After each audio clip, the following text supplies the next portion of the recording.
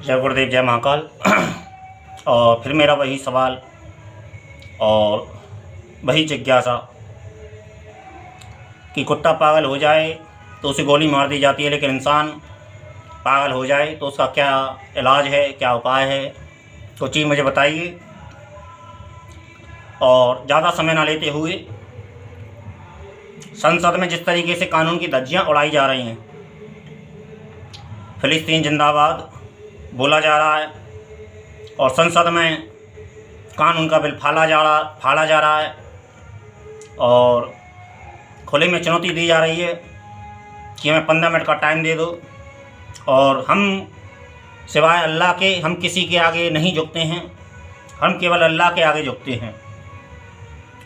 और एक और था पागल, एक और जोकर था इससे पहले, जिसने सबसे पहले बिल फाड़ा था संसद में, और उनको भी कुछ पागलपन के दौरे पड़ते हैं। और उनके जो कमेटी के जो लोग हैं, जो संगठन है, जो विपक्षी दल में ऐसे बहुत से लोग हैं जिनको पागलपन के दौरे पड़ते हैं और हमारे प्रधानमंत्री जी के विषय में, राष्ट्रपति जी के विषय में बहुत कुछ बोलते हैं, बहुत कुछ उल जुलूल बोलते हैं और कहते हैं कि हम कानून को नहीं मानते और कानून को नहीं मानेंगे और हम सरकार को नहीं मानते, हम अपने भारत के प्रधानमंत्री को भी नहीं मानते और बस हम वो मानते हैं और वो मानेंगे जो हम जानते हैं।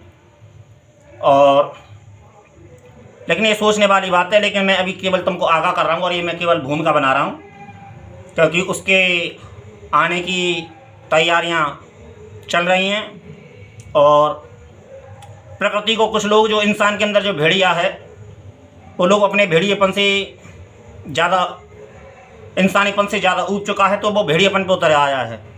और सपोर्ट करने वाले और विपक्ष के बहुत से ऐसे लोग हैं जो 400 एकड़ का जंगल है और उसमें बहुत कुछ जो जीव जंतु हैं उनके साथ में हो रहा है और जो इंसान है उनको तो प्रभावित कर रहा है, वो चीज़ घटना प्रभावित कर रही है और वो लोग उस चीज़ के लिए शर्मिंदा भी हैं, अपने कानून से, अपने समाज के रखवालों से। लेकिन उन लोगों का क्या पागलपन का इलाज है? और किसी के भी विपक्षी दल में ऐसा कोई भी एक भी व्यक्ति नहीं है जो उसकी निंदा कर सके या फिर उसकी बुराई कर सके या फिर उन लोगों का विरोध कर सके, समझे ना? क्योंकि एक ही थाले के चट्टे बट्टे हैं, सब पागल इकट्ठे हैं। और मेरा फिर वही प्रश्न कि कुत्ता पागल हो जाए तो उसे गोली मार दी जाती है, लेकिन इंसान पागल हो जाए तो क्या किया जाए? क्योंकि कोर्ट वगैरह तो कुछ कर नहीं रहे हैं और क्या करते हैं ये भी देखने वाली बात है। कुछ नहीं करेंगे, देखेंगे, कुछ 2-4 बातें कहेंगे, 2-4 टिप्पणियां करेंगे और खामोश हो जाएंगे, बात आई गई हो जाएगी। लेकिन ऐसे दाल नहीं गनेगी और ऐसी बात नहीं बनेगी। जो पाप का घड़ा है वो भर चुका है, अब वो छलक रहा है और अब प्रकृति के विरुद्ध जो कर रही है, जो ऐसे जो इंसान हैं जिनके अंदर एक जानवरपन जाग चुका है और जो जानवर की पूरी प्रवृत्ति को धारण कर चुके हैं, इनका घड़ा भर चुका है और इनके अंदर का जो जानवरपन है वो बाहर आ रहा है। अब ये निर्दोष जानवरों को, पंछियों को इसे अपना शिकार बना रहे हैं और ये इंसानी उसूलों के खिलाफ, इंसानी सभ्यता के खिलाफ बिल्कुल विपरीत है ये। और इससे कहीं ना कहीं परमात्मा नाराज़ है और बहुत ज़्यादा नाराज़ है इन लोगों से। और इतना नाराज़ है कि मैं भी कम शब्दों में कहूँ तो कुरुक्षेत्र की भूमि आगे सज रही है और उसकी अपनी अपनी तैयारी कीजिए और सभी को उसमें अपना अपना पक्ष चुनना पड़ेगा। जो धर्म के पक्ष में आना चाहते हैं वो धर्म के पक्ष में आ जाएं और जो अधर्म के पक्ष में जाना चाहते हैं वो अधर्म के पक्ष में चले जाएं। ये अपनी अपनी सबकी स्वतंत्रता है, अभिव्यक्ति की आज़ादी है और जो आपके जिसको भी जैसा अच्छा लगे वो अपनी अपनी रणभूमि चुन ले, क्योंकि आने वाला जो वक्त है वो कुरुक्षेत्र की भूमि तैयारी कर रहा है। और प्रत्येक व्यक्ति को, प्रत्येक सनातनी को अपने अपने अंदर टटोलना चाहिए कि वो किसके साथ हैं। वो धर्म के साथ हैं, सत्य के साथ हैं, भगवान के साथ हैं या फिर असामाजिक तत्वों के साथ, असत्य के साथ हैं। ये स्वयं अपनी अपनी भूमिका चुन लो और अपनी अपनी तैयारी कर लो, ठीक है ना? और ये केवल भूमिका है और ये केवल मैं भी दिशा निर्देश आप लोगों को दे रहा हूँ, जो मुझे संकेत मिल रहे हैं।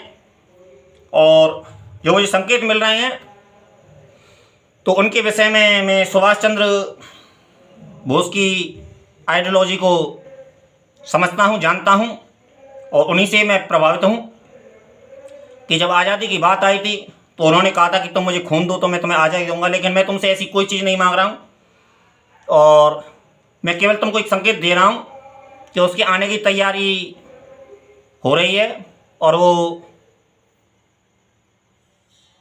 आने के लिए अपने अपने संकेतों को कई तरीक़ों से भेज रहा है, क्योंकि ये जो कृत्य हुआ है, जो हैदराबाद में जो कृत्य हुआ है, 400 एकड़ जो जंगल है, ये बिल्कुल सहन शक्ति के बाहर है। और संसद में जिस तरीके से कानून का उल्लंघन हो रहा है, बार बार उल्लंघन हो रहा है और बार बार उल्लंघन हो रहा है, तो मैं तो इस चीज़ के लिए तैयार नहीं हूँ। और यदि आप तैयार हैं तो ठीक है, और यदि आप नहीं तैयार हैं तो अपनी अपनी तैयारी कर लीजिए। और जब वो हिसाब किताब मांगेगा, जब आने के बाद भी जब वो हिसाब किताब मांगेगा तो प्रत्येक व्यक्ति से वो हिसाब किताब मांगेगा। और किस तरीके से हिसाब मांगेगा, आप स्वयं अपना हिसाब उसको देना। मुझे तो पता नहीं आप लोग किस तरीके से हिसाब देंगे अपना। आप लोग प्रत्येक व्यक्ति से ये पूछा जाएगा, ये जाना जाएगा कि अत्याचार सहना पाप है या फिर अत्याचार करने वाले को शरण देना वो पाप है। ये आप स्वयं सुनिश्चित करना। मेरी नज़र में तो दोनों ही पाप हैं, अत्याचार करना भी पाप है और अत्याचार सहना भी पाप है। मेरे लिए तो दोनों ही पाप है। और यही मैं कहना चाहता हूँ। आज का छोटा सा संदेश है। और जो इंसान के अंदर जो जानवरपन जाग चुका है उनका इलाज करना बहुत ज़रूरी है और कानून के पास में उनका कोई इलाज नहीं है, क्योंकि वो लोग एक ऐसे ताल्लुकात रखते हैं ऐसी चीज़ों से जो वो ये समझते हैं कि बस हम ही हम हैं और बाकी सब तो पानी कम है। समझे ना बन, हम ही हम हैं, हम ही इंसान हैं और हम ही खुदा के नेक बंदे हैं और हम ही केवल हम ही हम हैं। तो उनके इस भ्रम को जल्द दूर किया जाएगा और जल्द दूर किया जाएगा इस भ्रम को। कुछ इंसान जो पागलपन के दौरे पड़ने लग गए हैं, इंसान के अंदर जो भेड़ियापन जो जाग चुका है और जो जानवरपन जाग चुका है, उसका इलाज करना बहुत ज़रूरी है। और मैं गंभीर रोगों का इलाज करने में ज़्यादा विश्वास रखता हूँ। जो गंभीर रोग है ना, उसका इलाज करने में मैं ज़्यादा विश्वास रखता हूँ और मेरी आइडियोलॉजी भी यही है और मेरी शिक्षा दीक्षा भी यही है। और बाकी सब आपको धीरे धीरे ज्ञात हो जाएगा, मालूम हो जाएगा। और जाति तो मेरी जोगी है और नाम मेरा राजीव कुमार योगी है और मैं जिनका आशिक हूँ, दुनिया उनकी गुलाम है। और डमरू वाले बाबा और नटराज, ये एक हिमालय पे जो रहने वाले हैं, ये उनके छोटे मोटे से एक परिचय है।